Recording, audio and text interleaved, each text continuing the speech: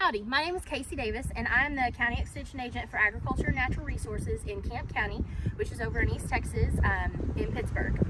So today we're going to talk about winter annual weed control, and I'm going to do a result demonstration here, which obviously we can't do in one day. It's going to take, we're not going to do it today because we've got a little bit of chance of rain, but it's going to take, I'm going to check it on 7 days, 14 days, 21 days, and so we'll get back with you and kind of let you know how the results are shaping up. So the first thing with winter annual weed control, we've got to identify our pesticides, okay? So today I've picked 3 that we're going to go over, and for the whole result demonstration, we're going to have a control, so we're going to have a spot where we don't put any pesticide of any sort to compare. Then I've got some Atrazine here, which brand names, this information doesn't necessarily matter. Any brand name is fine. We can't specifically recommend one over the other.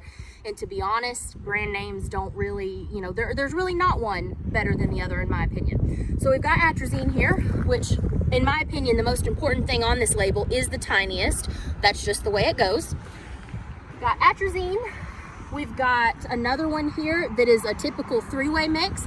You'll hear me recommend a 3-way all the time for a lot of different weeds.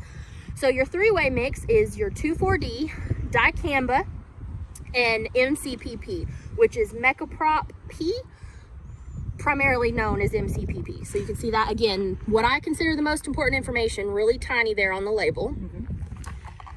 And then lastly, we've got, it's a Roundup product. I know a lot of you are familiar with that, but again, that's just the brand name. They have several different products. For example, this is your typical Roundup that's gonna kill off anything. You don't wanna use it on your lawn because it's gonna kill the grass and the weeds. That active ingredient is glyphosate, okay? So we're not using that one today, just using that as an example that Roundup is several different, has several different products. The Roundup we are going to use is this one that includes pinoxylum, sulfentrazone, 2,4-D, and dicamba. So it's a 4-way mixture, which I'm honestly not very familiar with this product, but for all intents and purposes, I wanted to pick some products that when you go to the store and you're confused by this giant wall of pesticides, you're going to be able to understand better how to determine which product is going to work for you. So since this one was there, it's a common brand name that you're all well familiar with, I decided to go ahead and try it. So again, all of these two have that 2,4-D and dicamba in them. This one is just Atrazine. And after a little bit of research on winter annual weeds, I found that oftentimes a 3-way mix may not be enough control for certain weeds. So we're gonna have an Atrazine plot, a 3-way plot, then a plot with both of these products, and then a 4th plot with this additional Roundup product. Now we're also gonna have a 5th plot with the all famous, goes around on Facebook, circulates around probably twice a year, the Home Remedy, which is a mixture of Dawn dish soap, Epsom salt, and I believe vinegar. I'm not a big fan of this one, but since I have questions about it and it circulates on Facebook, I'm gonna go ahead and just give it its own little section, and we're gonna try it out up against the big guys here. So which product is best? Well, that all depends on what weeds are in your lawn. So I'll give you a little tip. When you're looking at products in the store, they're gonna have on there, controls this, this, and this. But what you really wanna look at is you wanna flip over, and in the product label here, which is gonna be this long, it's gonna fold out for you and do all this. It's gonna say weeds controlled or partially controlled, and it's gonna have a list of them, okay? So the biggest thing is we need to identify what weeds are in your yard. So we'll follow me over here. We're gonna look at just a few that I've already identified to make it easy on myself. They're pretty well dispersed throughout the plot that we're gonna use for the research. All right, so if you'll zoom in down here, I'm gonna show you some purple dead nettle. It's pretty common. We've got lots of young plants here today. So this one is just now starting to show some flowers.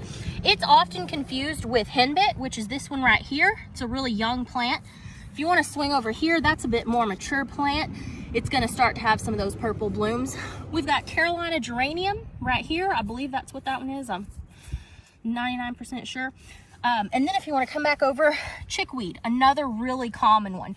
And you can see there's at least 1, 2, 3, maybe 4 different weed species right here. And in this right here, it's even a little different. I'm not 100% sure what this one is. I need to let it get a little bit more mature before I identify it. But you can see lots of different weeds in one tiny area. And another one right here, spurweed. That's the one that we all hate later on in the summer when it sticks to our animals' feed, it sticks to us, pokes us. These are the ones that have those little burrs on them, okay? Okay, so now that we identified those few weeds there, I just want to kind of give you an overview here of the plot. And so which product is best? As I've already said, it depends on the weeds, it depends on the ingredients in the product, and we're going to put them to the test. So in a couple weeks, 3 weeks, we're going to be able to show you which one of these is best. So again, we've got 6 plots here. We're going to have them identified. You can see there's various weeds. I think the highest weed pressure I have is the purple dead nettle. But we're going to be able to tell which product works best for this.